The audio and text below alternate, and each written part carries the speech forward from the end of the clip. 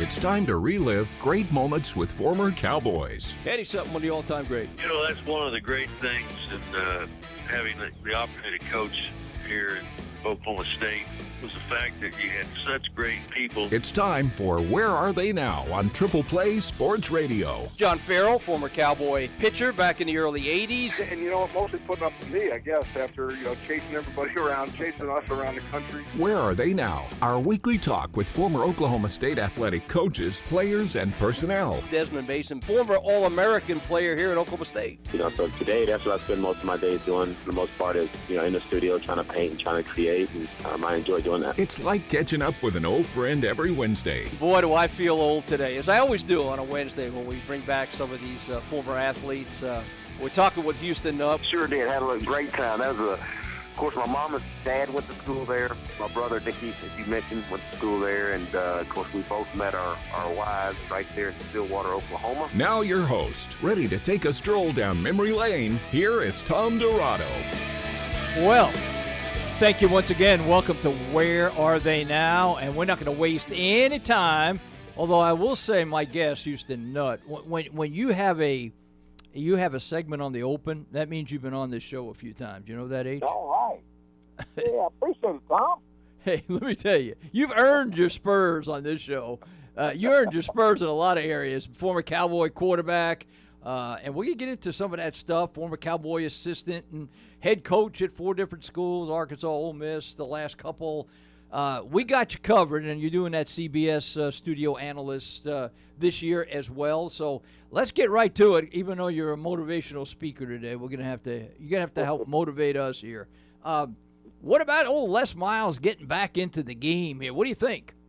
I'm glad to see Les back. Yeah, we all know his personality is fun to listen to, and I had the privilege to go against Coach Miles many times when he was at LSU. Of course, y'all are Cowboy fans are familiar with him, being an Oklahoma State man. So I think it's good. It's good. I always get excited when somebody over 60 years of age gets to vote. I'm excited when somebody over 60 years of age gets to do anything, because that's right. When you're at my age, you just have to. You hope that that's the case here. How do you're not a crystal ball reader, but you're probably going to get asked this question because of your going against him in the SEC eventually on the studio. But how do you think things are going to turn out there in Lawrence? I think it's going to be tough early on. I really do. Just looking at the last couple of years, recruiting, of course, is everything, lifeline. And so you didn't have probably a full, time to get everything for our staff, getting everything in place. I don't know exactly what Les, who they signed, but there's new hope. There's nothing like hope. Sometimes just coming from a different voice, changes things. So there may be some improvement there, and you never know how this ball bounces. But I just got to believe, just what I've seen the last few years, you just got to believe it's going to be a little while. It's going to take a little time, and it's not easy getting that team all situated, getting everything, getting all the pieces in place. It takes time. You and I both know Les, maybe on a little different level here, because I work with him every day when he was here as the head coach and assistant here. But, Les is a competitive dude now, and he thinks he didn't care what the roster says. He thinks he can win any game, any place, any time.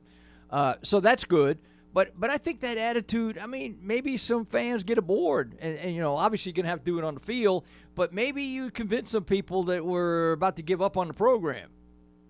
Well, you're exactly right, Tom. And again, as you mentioned, when Les comes in there and everybody's excited, and then all of a sudden the ball pops in your arms, you scoop and score, you get a turnover here, you block a punt there, and you look up and in the fourth quarter, hey, we're winning. And you know what happens when you start believing, that's when you start achieving, and you never know, what can happen. When you get a little momentum, you start getting some hope. And you build on that, and, hey, anything can happen in this crazy game, as we all know. Yeah, we see it about every day with this portal situation. I call it portal paranoia. I wouldn't want to have to manage it, but what's your take on kids coming and going the way they are right now? I think it's a little too quick. I was a transfer, and I get it. Everybody wants to play. But I think you got to be at that school for at least a full year. before you start putting your name in the transfer portal, especially after just the one semester. Because as you mentioned, it just creates the recruiting part of it. I mean, it's crazy, to think about it, having somebody on the staff. Hey, we got some guys in a portal over here at this other school, and there's relationships here in Stillwater. You got to check on that. Besides the recruit, and then I just think there's something to this, man. When things don't go right, I think it's too easy to say, okay, I quit. I'm gonna go over here. I'm gonna go to another school. I think there's something to at least a year. Go through a fall, you go through a off season, you go through spring, and then make a decision. After a full year, I just think it's a little quick when you transfer quick and put your name in a portal. And hey, I'm available to go somewhere else. And I don't know. I just don't. I don't care for it. You may mention the fact you did transfer from Arkansas to Oklahoma State. I don't know that there was that much of a social media reaction left and right back in those days. If there was social media, probably not. But was it the same premise for you though when you decided this is just not the place for me? Well, I signed originally with Coach Frank Broyles. Right. And one of the reasons I didn't go to Alabama with Coach Bryant was I thought Coach Bryant would retire. Yeah. Long before Coach Broyles, and lo and behold, Coach Broyles came in, and then Coach Broyles retires after my freshman year. So I went a whole nother year. I went a whole nother year with Lou Holtz, and learned so much, and got to play in every game.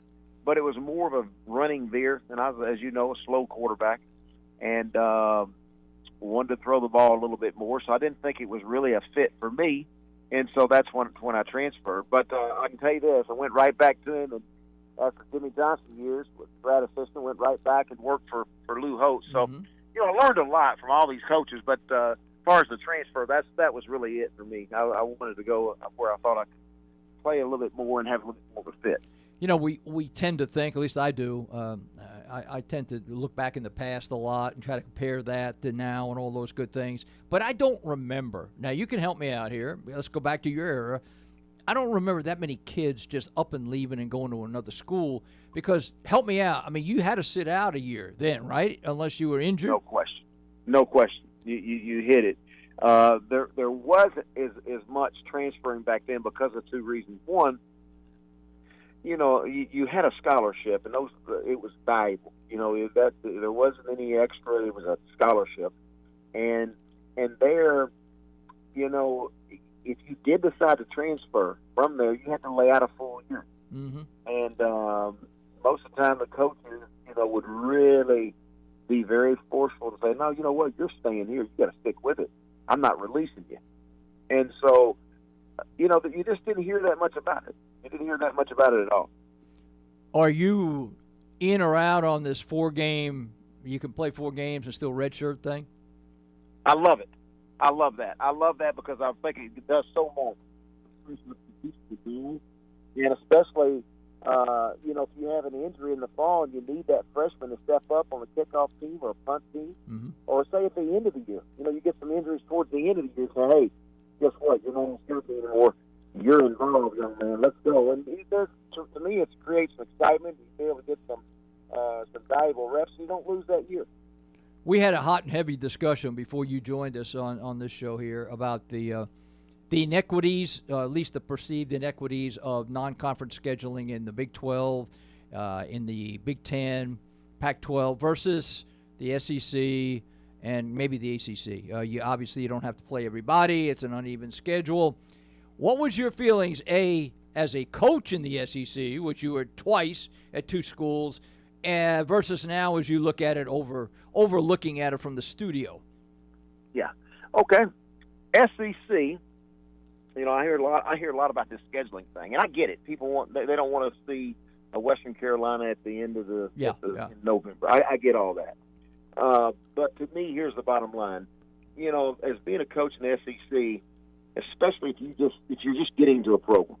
I remember taking over Murray State and the Boise States. You'd like to get off on a good foot, and you love, but a lot of times scheduling is already in place years and years before, and you can't do nothing about it.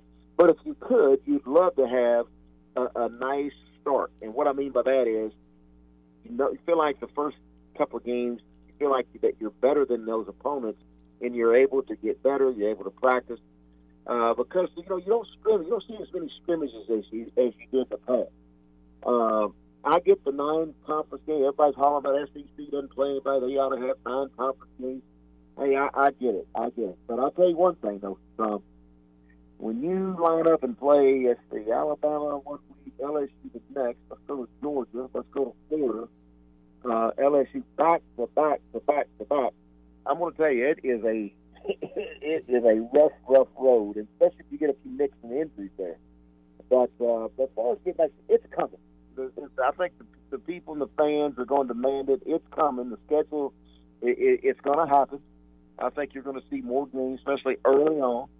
And just like that, I'm looking forward to Texas LSU game. Can't wait. And a lot of people are going to be so excited about that. And, you're talking about your pride of your conference. And I just think it's coming. The scheduling is going to be demanded because when you look at the thing, SEC's always been sold out. My years there, it was sold completely out. But the last few years, there's been a little bit of a dip there. There's not as many fans. Yeah, I remember Coach Saban saying that, I think it was last year before, got mad at the students for not showing up. Well, it's pretty nice to sit in a nice, comfortable living room or dorm with a nice big screen and watch all of them if you're playing, a smaller opponent. So, a lot of ways to look at it, but, again, if I'm at a school, if I'm just starting one at, hey, Kansas State or, I don't know, just take an example. Let's just say Ole Miss. You know what? I need those 4 games. You need those 4 games to get things, to get your team in order and get them going and create some confidence. I'd love to have the schedule the way it is with 4 non-conference teams that I know I could beat. But, again, I don't have that luxury to make the schedule. I never did get to make a schedule. Do you think that you mentioned, kind of hinted a little bit, I don't want to go down the wrong road here, but you think there's going to be a change because nobody wants that 4th game late in the year that doesn't make any difference and it's perceived to be an advantage because nobody's going to play their starters and blah, blah, blah? I do. I think it's coming. There's enough talk about it. To me, that's all a lot of people have been talking about the last few weeks. Of course, I know it's kind of boring season because we're all getting geared up and getting ready to go for football season. But it's one of the things that comes up constantly is who are you playing? We sure don't want that team in November. But I'm a little bit different because I coached a team like Murray State, and I know what it means for them to have to go play. That's their income that they really need to be able to stay at a very high level. They don't think about schools like that. And when you think about cost of attendance, well, Murray State doesn't get cost of attendance. You think about all the food that you can eat and all the different things that you get when you get to go to bowl games and all those things. Teams like Murray State don't get that. So I have a little bit of a softer heart on that because I've loved my 4 years at Murray State, and I witnessed what it did for young people, and they're very successful now, and they always look back at the 4 or 5 years they had at Murray State and how much fun they had. You're around Big 12 country a lot. What are you thinking about this year's race for the title? Man, it looks like everybody's improving. Everybody's getting better. It looks like Texas is getting better. They got to feel a lot of momentum. Anytime you win your bowl game, you beat Georgia, a lot of excitement. They got to put it together, and be consistent now. Oklahoma has had 2 straight Heisman Trophy winners, and everybody's excited now about Jalen Hurts. And now is the defense. Are they coming with a new system? Of course, I'm always pulling for Oklahoma State. I think Mike Gundy's done a great job, and he's won a lot of football games. T. Boone Pickens has made that place much, much different than when I was there with you, Tom. It's unbelievable how beautiful things are. But I'm excited about the Big 12. I'm excited. I think everybody's gotten better, and the coaches that are in there. You look at Iowa State, you look even Kansas State with the change now. Coach Snyder's done such a great job, but now with the change, I'm looking forward. I think it's going to be more competitive, and looking forward to it. How difficult is it for new coaches in the league coming into a Big 12 that's pretty well established? Not Not that they can't make the change off the bat, but their fan base, they're not looking at it as a 5-year deal. I mean, when you bring in a new coach, they're looking at it, you better do something this year and see if I like you. How difficult will it be for these 4 guys to come in and make a mark? Well, the new coaches, the one thing I would always tell the new coaches, hey, look, your fan base, they all want to win yesterday. Yeah. And you can forget about the 5 years and all that. That window, those days are really over. You got to win really now. You need 2 to 3 years, but you really better make something happen. Or, people, the way the money, the TV, the way things are, networks, they can get rid of you. So you got to go in and get your team ready to go. You got to recruit, because we all know that. That's your lifeline. And you got to develop them when you get them to campus. And you got to have some good things. Hopefully you stay out of the training room. You keep them on the field. But the days of the 5 years and let's really get our 5-year of recruiting. No, it's a little faster process now. Let's go. I'm going to ask you this about even when you coach, but I have never been around a Division I coach, even before the portal was in existence, that if they had two or three quarterbacks on campus in the summer, unless it was just a clear decision and they were going to make they're going to name Johnny the starting quarterback, you always wanted to string Jimmy and Bob along a little bit during the summer, make sure they continue to work hard and not cash it in. Now, let's flip it to this day and age. You got the portal. If you name Jimmy the starting quarterback in June, even though you think Jimmy's your guy, what happens to Bobby and John along the way? And they get the word, and I'm leaving. I'm out of here. Yeah, that's the thing about the quarterbacks. You'll see every year there are going to be names in that portal. They're going to put their name in there because they all want to play. Linebackers, receivers, things are different because you can rotate. You have 2 or 3 linebackers, 2 or 3, 4 receivers, and kind of get in the mix. It's much easier. But the quarterback is a different animal because, hey, you're getting that snap every single play. You want to be the guy. You want to be the leader, the winner, to lead your team, and you want to play. And that's what makes it tough. So coaches do that. I see a lot of them. Hey, we're going to fight it out in August, and you want to keep them there. You want to keep them healthy, and the other thing is, you're always. I remember a coach always telling me, "You're one snap away," and truly you are.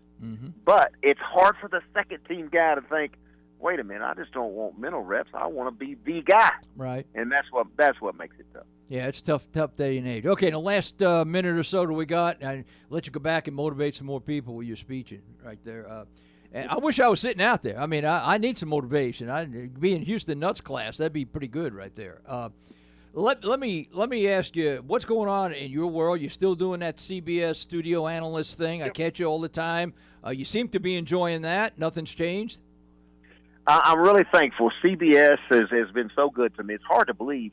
Tom, this is my 8th year, going into the 8th year without a team, and I just thought I was going to do it 1 year. And some of the guys up there, make fun of me a little bit with Coach Nutt. We really never had a coach stay here longer than a year and a half or 2 years. And we keep inviting you back. And I said, well, hey, keep inviting me back. I appreciate it. I get to watch a lot of ball and get to work with some great people, Adam Zucker and Brent Stover and Brian Jones, Randy Cross, Aaron Taylor. Those guys are just good guys. And I'll tell you what I've learned, too, which I didn't know, is on the media side of it is you've got a lot of good researchers. They do a lot of work. They work hard to give you all the information you need. And there's some studying, and they want the names pronounced right. There's somebody's mama that's listening very closely, and you better have the pronunciation right. So it's fun. It's good to watch ball, and it's here. It is here, and it's starting up. How many games you get a chance to see on an individual day? How many TV sets are you looking at here? Well, there's about 16, Tom. There's 16 sets of TV, and it's hard sometimes when things are happening. That it is hard when you got about 4 or 5 really good games going on at once. That's what's hard. And then you have the one that's on your network. And so I go back and forth between the regular CBS. I get to go over there sometimes, the big CBS. When Rick Neuheisel goes off, he goes to the site and calls the game. They walk me over. Otherwise, I'm at the CBS network. And to give you an example, we're there from 11 a.m. to on the Eastern. It's Eastern time in New York, so the West Coast game doesn't start on the East is about 10:30, 10:45 sometimes. So man, it can go late. But yeah, we get to watch a lot of games, and they do a great job of giving us a great atmosphere. I got to ask you, you still get the itch? I mean, if somebody called tomorrow and said, "Hey, we got a spot, we want you to be the head coach." Now, again, somebody has to be the right somebody. I understand that. But would you do it? I'm ready. I'm ready, Tom. That was pretty simple. I always get August. You asked me at the wrong time because it's getting close to August, and I'm always get antsy. Boy, I can't. This is what you miss the most.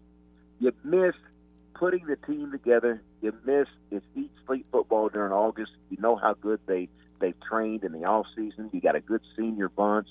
And you can't wait to lead that team out on the field and compete on Saturday. And then you miss the celebrated locker room. That's what you miss. Well, maybe somebody was listening. The right somebody. Hey, last thing, everything going well in the Nutt family, I guess, huh? Yeah, everything's going good. All the brothers got together. We try to get together about twice. The basketball coaches are still doing good. They're still coaching. Yeah. So the football coaches, they're kind of off to the side, but we kind of work our schedule now around for the basketball guys, and usually about July, end of June or July, we get together. So everybody's good. Well, that's great to hear. I know you still got a lot of fans over here. I promise you that. After we said you're going to be on, that's why we have you on. You're the only guy other than John Farrell has their own little part in the open every week, and you're not I appreciate that. I mean, Thank you. That says something about you, Nutt. That we'll go back and try to get you on from time to time. Hey, we'll check with you about halfway through the year, see if things are going the way we thought. Okay. Okay, sounds good, Tom. All right, buddy. Appreciate your call. Bye bye. You bet. Thank you. That is Houston Nutt, and good guy.